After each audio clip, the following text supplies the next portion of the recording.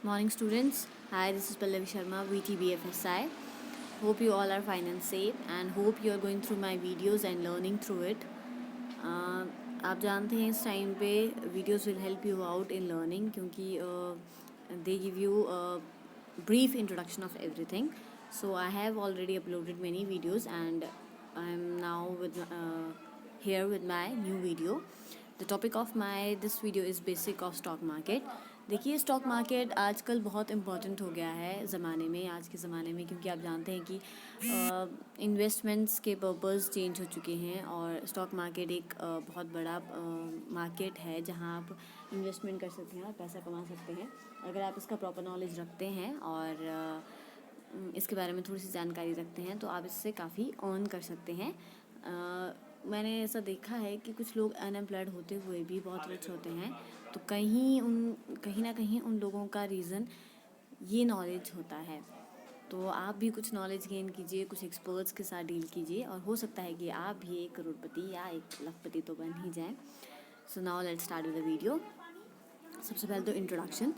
देखो stock market क्या होता है, ये इसे स्टॉक एक्सचेंज भी कहा जाता है या शेयर मार्केट कहा जाता है सारे वर्ल्ड में, और एक इम्पॉर्टेंट पार्ट है ये कैपिटल मार्केट का।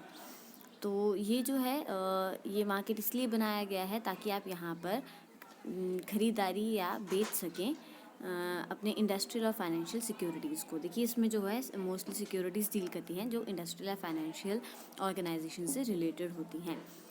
तो इसे आप एक कह सकते हैं कि एक कन्वीनियंट प्लेस है जहाँ पर सिक्योरिटीज़ जो हैं एक सिस्टमेटिक मैनर में बाय या सेल की जाती हैं। और ये जो है ये शुरू हुआ था इन 12th सेंचुरी बोला जाता है फ्रांस में। एक कोटेरियर्स डी चेंज करके थे जिन्होंने ये शुरू किया था और इन्हें जो है फर्स्ट ब्रोकर भी कहा जाता है। तो इन्होंने इस चीज़ को शुरू किया था और काफ़ी फेमस हुए थे ये जाकर इन 14th सेंचुरी, मतलब 12 सेंचुरी ने शुरू किया था पर तब लोग इतना जानते नहीं थे। 14th सेंचुरी में लोगों ने इनके बारे में देखा और इनके बारे में पढ़ा और ये काफ़ी फेमस हुए और उसके बाद फिर ये जो है इन्होंने मतलब ये चीज़ जो है ऑल ओवर वर्ल्ड शुरू हो गई। और आज जो है बड़े बड़े मार्केट्स आप USA, UK, Japan, China, Canada, Germany, France, South Korea, Netherland, even in India आप देख सकते हैं। आप जब न्यूज़ सुन रहे होते हैं तो आप देखते हैं कि शेयर मार्केट आज गिरा, शेयर मार्केट आज बढ़ा। तो ये जो है तो बहुत सारे लोग जो हैं आजकल के ज़माने में शेयर मार्केट्स में डील करते हैं और जो नॉलेज रखते हैं वो इसमें से खूब पैसा कमाते भी हैं। तो आप भी गेन कीजिए, this is very good for you as an investment purpose. जैसे इसमें क्या होता है कि आप देखते हैं जब स्टॉक मार्केट की बात हो रही होती है तो एक लिस्ट आती है, तो वो लिस्ट जो होती है वो कंपनीज़ की लिस्ट होती है जो ट्रेड करती हैं और जो मतलब अपने अपने के वो ट्रेड इसलिए करती हैं, वो शेयर्स इसलिए देती हैं ताकि उनको भी फ़ंड मिले और वो अपने इन्वेस्टमेंट्स को आगे बढ़ा सकें। तो ये सिर्फ इसलिए नहीं है कि एक लोग ही सिर्फ अपनी इन्वेस्टमेंट्स बढ़ा सकें, मतलब कंपनीज से भी इसको फ़ायदा होता है। तो इम्पोर्टेंस वही है कि जो स्टॉक मार्केट है वो कंपनीज़ को हेल्प करता है रेज कैपिटल करने में। ऑब्वियसली आप लोग पैसा इसमें इन्वेस्ट करेंगे तो वो पैसा कहाँ जाता है, कंपनीज़ के पास जाता है। तो कंपनीज़ उससे क्या करते हैं, उनका कैपिटल रेज होता है और वो आगे को और ज़्यादा अपने काम को इंक्रीज़ कर सकती हैं और इन्वेस्टमेंट्स कर सकती हैं और अपनी कंपनी को एक्सप्लोर कर सकती हैं, बढ़ा सकती हैं।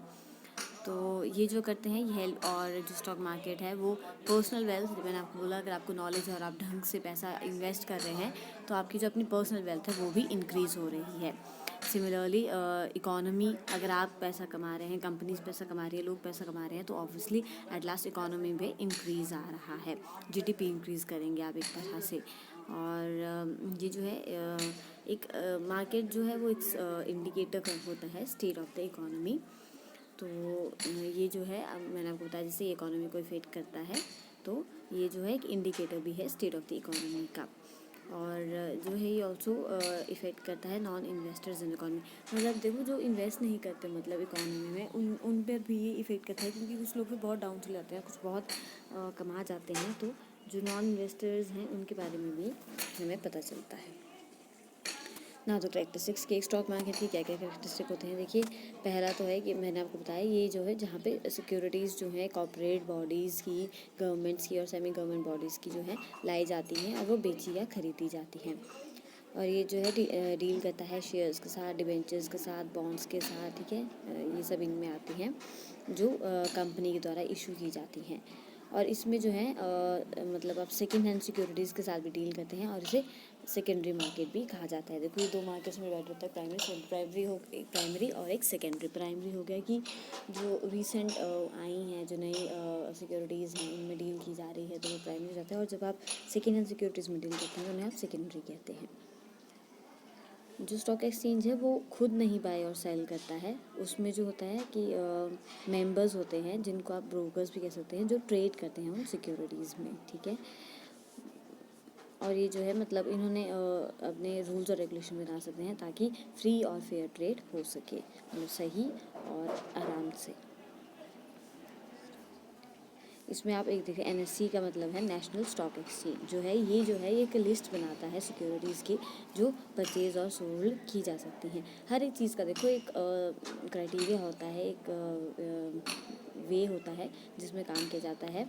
आप बोलेंगे देखो, गवर्नमेंट किसके द्वारा चलती है, सरकार के मतलब सरकार किसके द्वारा चलती है, मतलब सरकार में पार्लियामेंट होती है, कॉन्स्टिट्यूशन होता है, सब कुछ होता है, तो उस तरह सरकार चलती है। उसी तरह जैसे कि आप स्टॉक मार्केट चला रहे हैं तो उसमें भी कोई एनएससी है, बीएससी है, जो बताएगा कि ये कंपनीज जो है ट्रेड कर सकती हैं और मतलब स्टॉक मार्केट को चला सकती हैं, स्टॉक मार्केट में ट्रेड कर सकती हैं।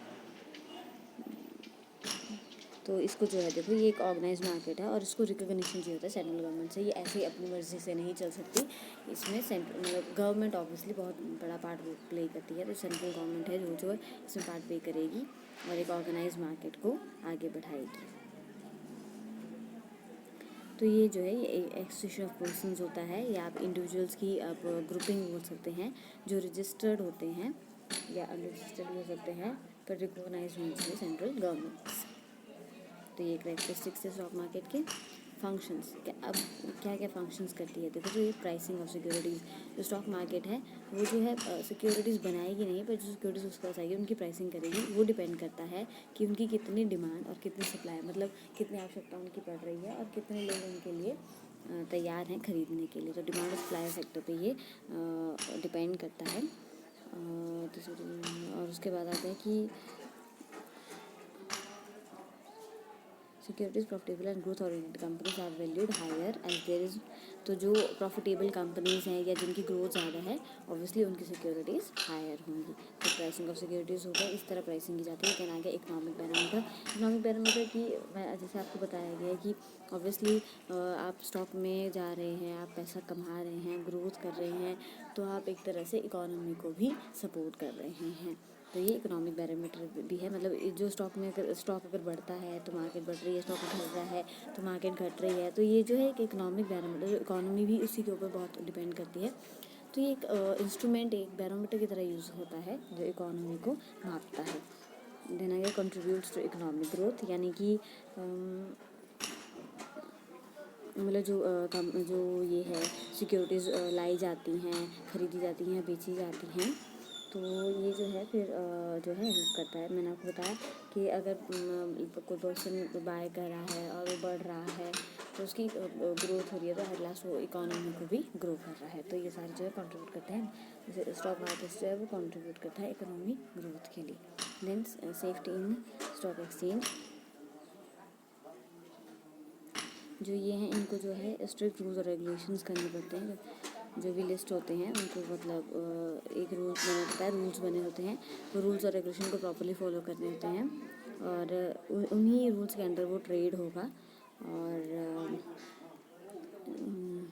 सेफ्टी होनी चाहिए, मतलब पर्सन कंपनी से सेफ्टी और लोगों जो पैसा इन्वेस्ट करें उनकी सेफ्टी इसमें मैटर करती है। तो फंक्शंस हो गए। अब अगर स्टॉक मार्केट इंडेक्स देखो, सेंसेक्स और Nifty are the two most important stock indexes. तो दो इम्पॉर्टेंट है, वो सेंसेक्स और निफ्टी है। और ये जो है ये बेंचमार्क हैं, मतलब जो बताते हैं इनका मीनिंग, मतलब इम्पोर्टेंस क्या है, और क्यों स्टॉक मार्केट चाहिए हमें। तो ये सब इन चीज़ों में मतलब जो सेंसेक्स है और जो निफ्टी है, ये सब चीज़ें जो हैं हेल्प करती हैं आपको ये बताने में कि Y stock market is required and how it can help in economy development, and how it can help a person to raise his own standard of living, as well as also help in the development of the economy of the country. So ये सब है इसमें, and so that it. Hope you like the video और आपको इससे knowledge gain हुआ होगा related to stock market.